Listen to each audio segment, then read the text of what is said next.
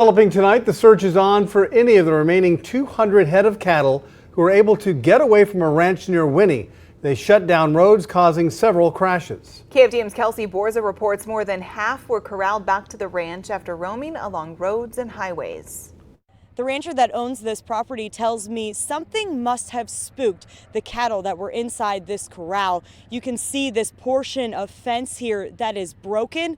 They tell me this is where 190 head of cattle came busting through sometime before 4 o'clock this morning. Rancher David Edwards woke up to news this morning that left him feeling sick. The deputy sheriff stopped me. He said, "You got cattle all over town." He said, "They're all the way up to Interstate 10. I said, "Oh my God." He said, "Yeah, it's a mess." The first accident on Highway 124 happened less than a half a mile from Edwards Ranch.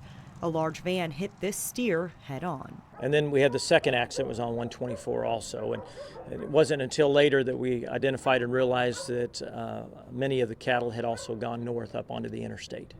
So it's been a trying morning. Sheriff Hawthorne says while they did lose at least a dozen cattle in the accidents, no people were hurt. The fortunate part at this point, we have about 8 traffic accidents, but we have no serious injuries. Nobody's gone to the hospital. When the sun came up, cowboys from all over came to the rescue. A friend of mine texted me and said, "I didn't know you had this many friends." And anyway, then people have been calling from out of town saying, "You need help, I'll be there." They scoured the area, finding a few herds on neighboring farms. Another rancher even used his helicopter to search. Edwards says he knew he had great neighbors, but never expected a turnout like this. I'm just so happy everybody came together. I guess it's always good not to burn any bridges, so you always need friends. But these ranchers help each other because they know firsthand what a loss like this could mean. It's a sick feeling. It's real sick.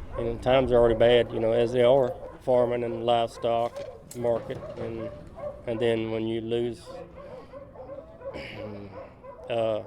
that many cattle, you're losing money. The Chambers County Sheriff tells me he anticipates this being longer than a one-day operation, and you can bet all of these local ranchers will be willing to help out as long as it's needed.